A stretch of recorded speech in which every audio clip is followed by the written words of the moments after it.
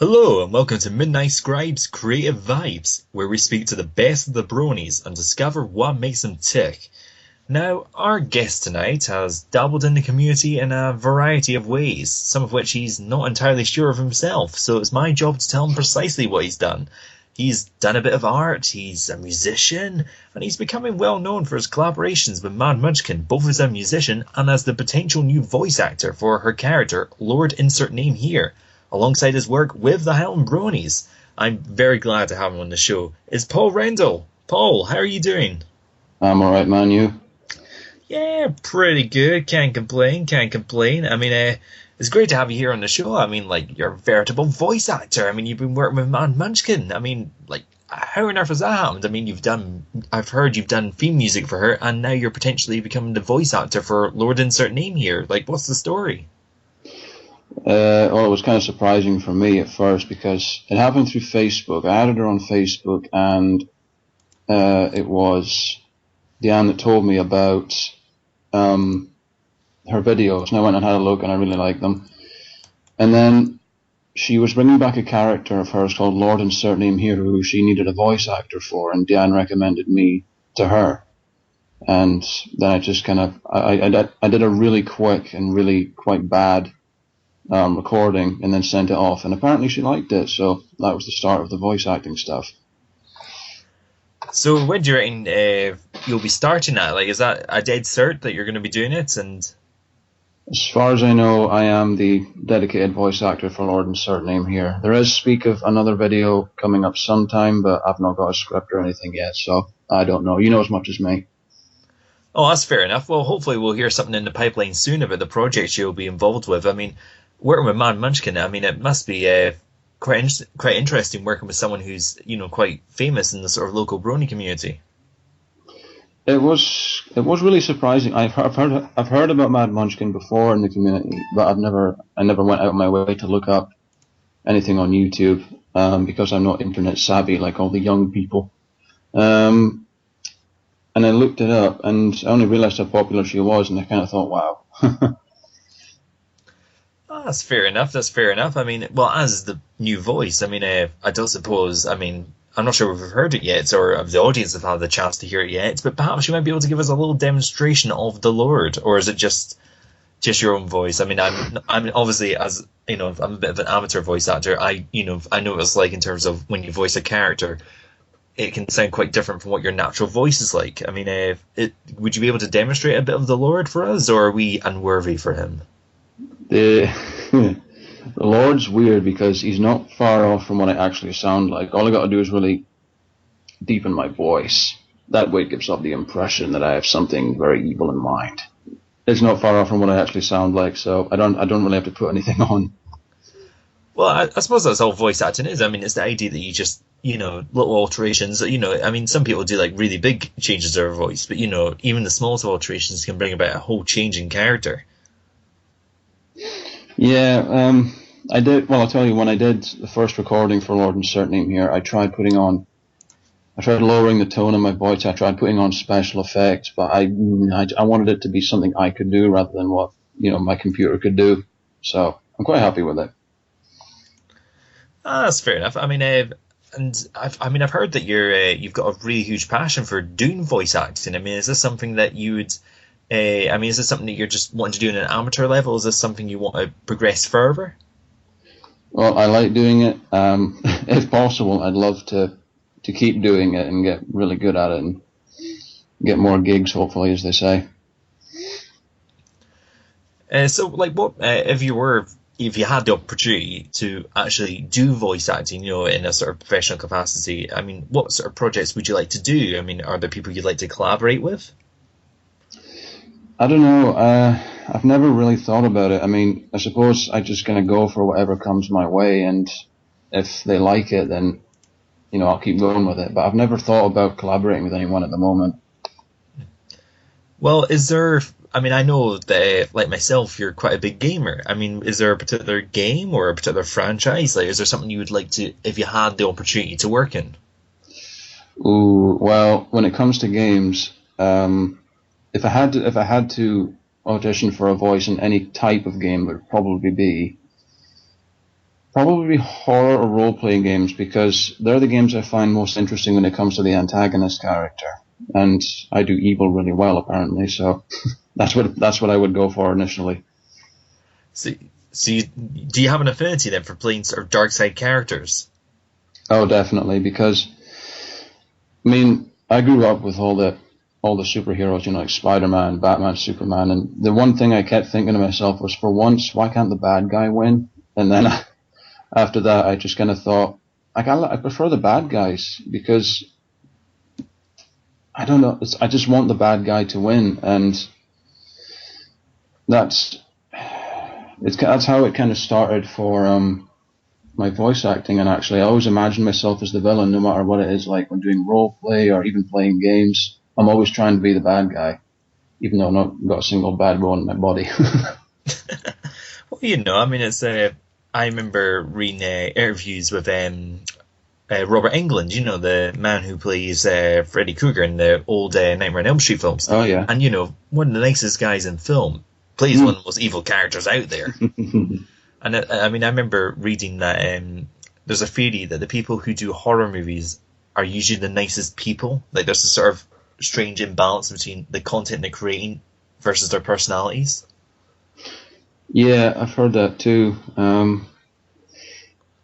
I've been in a small horror film before, which unfortunately was never actually completed, so I can't show you or say where it could be. And everyone there, everyone was doing, the acting was fantastic, and everyone there was being, you know, as dark as they possibly could just for this small film. And then afterward, they were just joking and laughing about it. It's a really fun atmosphere, I think.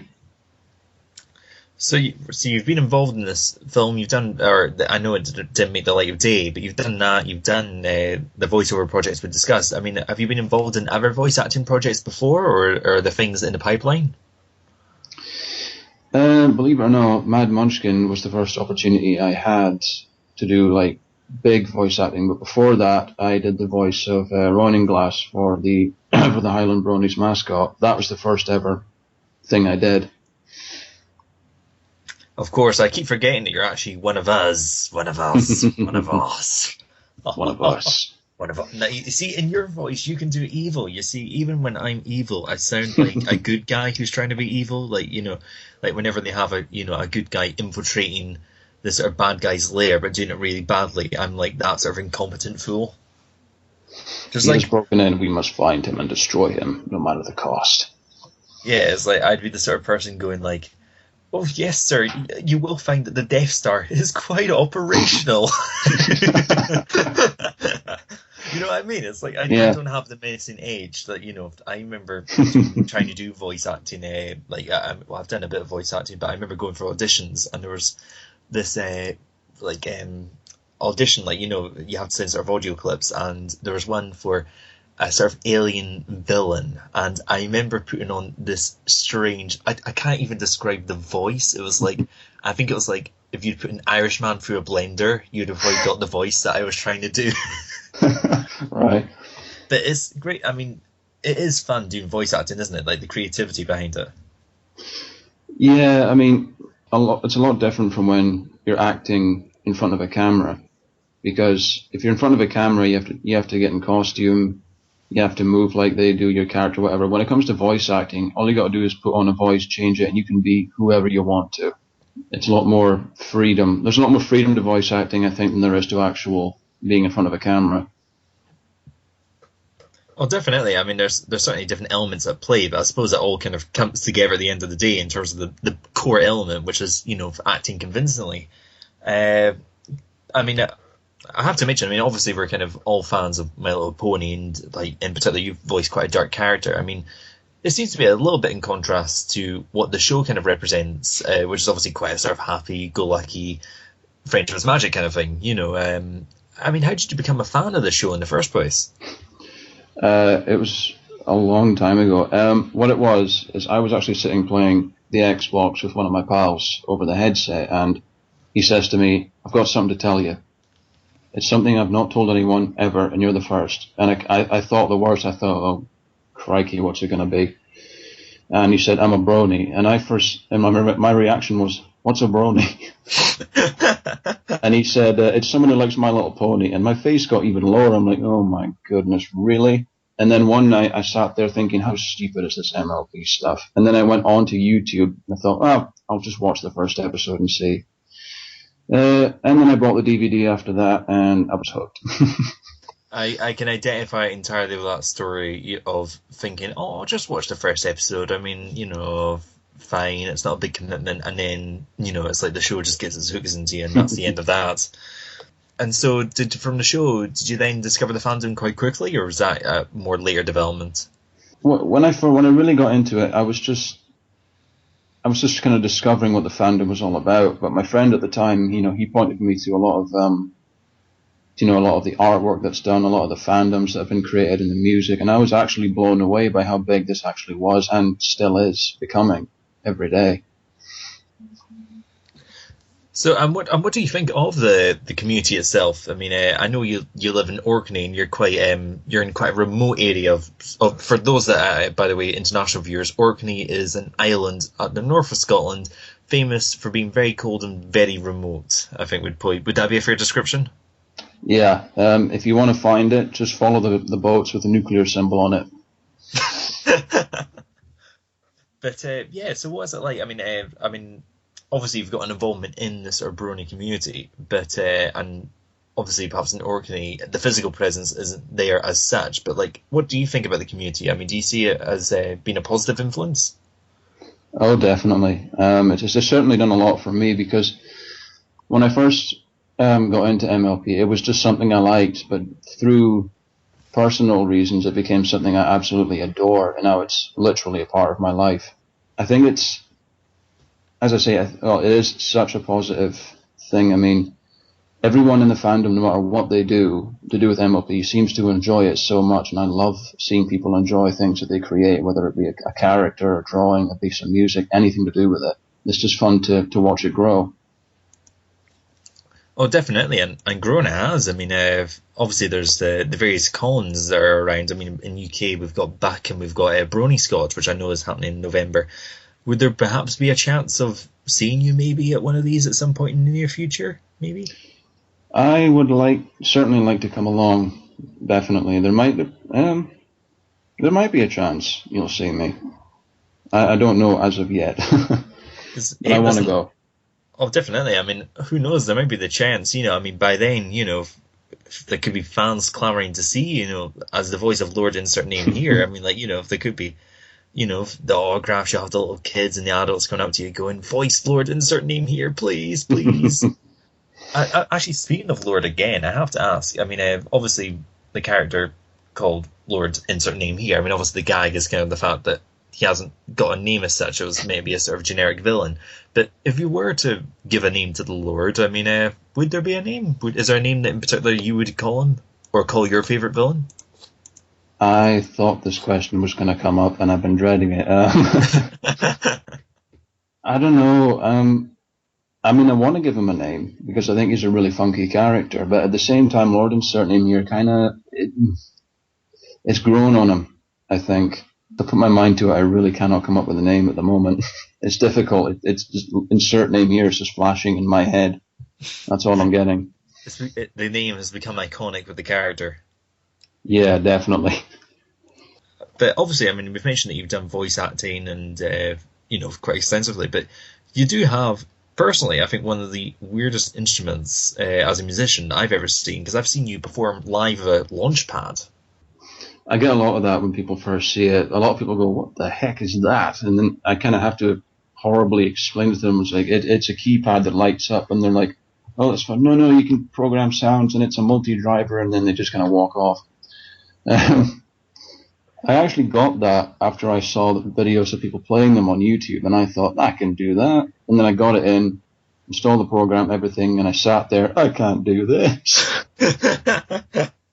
But it took me, let's see. I think I first got it when it was about 4 years ago, something like that. And it's taken me up until now to get remotely good at it.